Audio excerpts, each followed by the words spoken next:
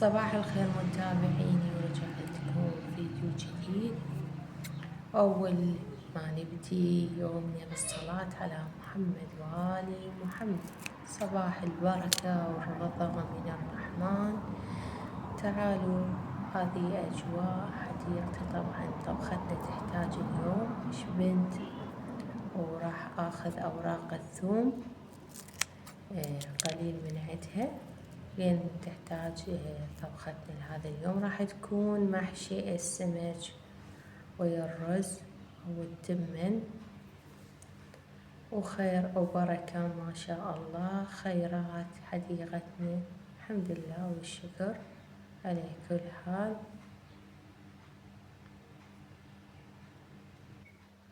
وهنا هذه السمكات راح استخدمهن او السمكات. طبعا اني غاسلتهم وخال الملح ومقطعتهم بهذا الشكل. واسم السمك خباط، يعني هيجي الصورة يصير. وهذه الشبن حبتين من البصل راح اثرمهم ثرم ناعم وراجعت لكم. هنا بعد ما ضفت الشيء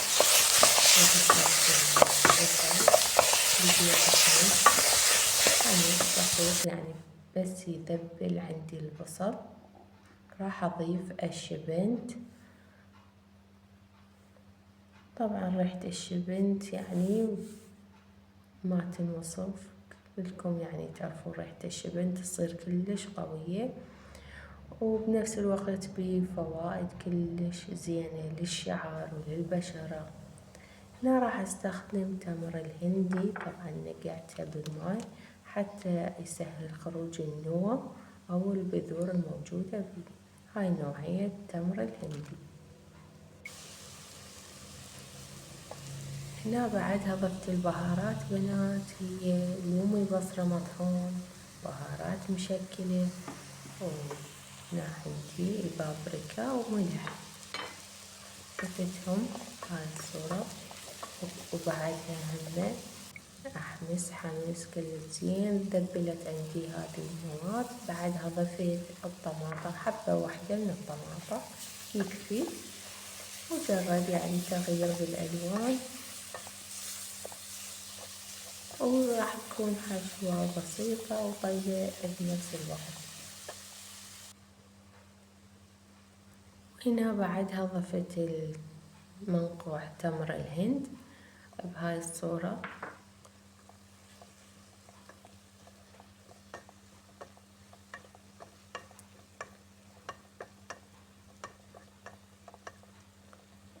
بنات هنا راح استخدم هذه تكون يعني من السعف النخل. راح استخدمها للسمكات ربط السمك، حتى يعني الحشوة ما من اقل السمكة ما يعني تخرج الحشوة بالزيت، يعني حتى لو يخرج منها الحشوة شي قليل.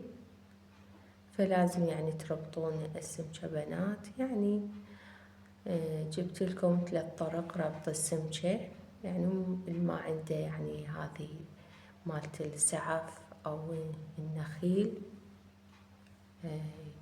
تجيبون خيط يصير قطني هم تستخدمونه ربط السمكة بهاي الصورة.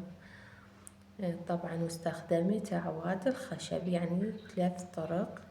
سهلت عليكم اللي ما عنده يعني سوي بهاي الطريقة.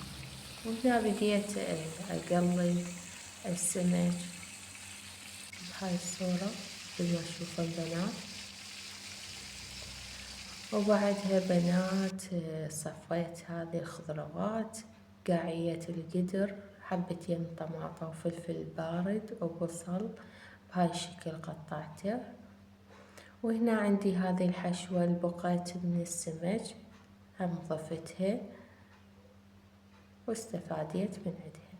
بديت أصف السمك أو أرص السمك بقاعية القدر بهاي الصورة بنات. هنا طبعا طبخت الرز، يعني طبخ عادي مثل أي رز تطبخونه بنات. وهنا راح أضيف الرز. طبعا الرز بعده يعني ما متهدر أو مسكر، يعني حبة الرز بعدها ما ناشفة ثبل. فبديت أضيف العفو على الرز، على السمك العفو. يلا تعدوا السحقات، ما شاء الله سحقات هواي. كمية الرز كلها ضفتها بهاي الصورة، ما شاء الله خير وبركة. يعني كانت الكمية أو كمية الرز هواية.